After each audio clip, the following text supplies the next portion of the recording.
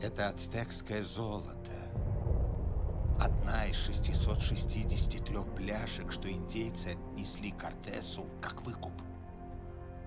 Выкуп за кровь, доставленный с надеждой положить конец расправам. Но алчность Кортеса была неутолима. И тогда языческие боги придумали страшное проклятие. Любой из смертных, кто возьмет хоть одну золотую пляшку, обречен на вечные муки.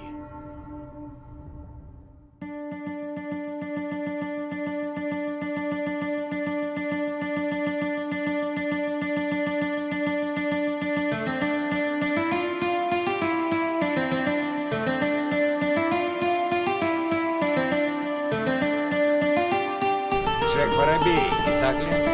Капитан Джек Воробей, мой друг.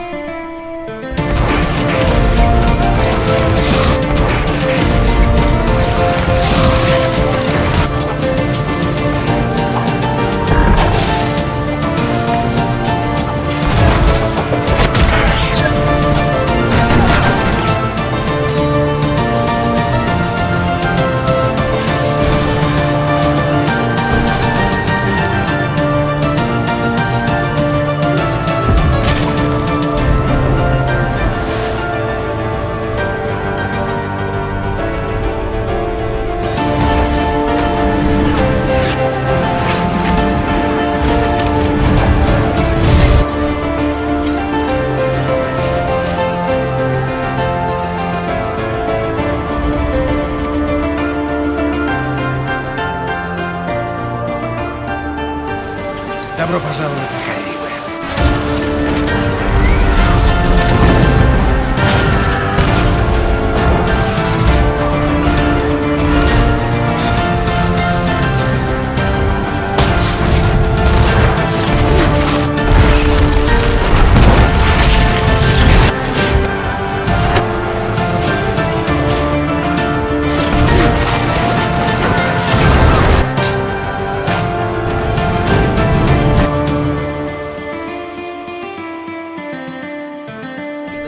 Самыми грозными пиратами испанского мэна.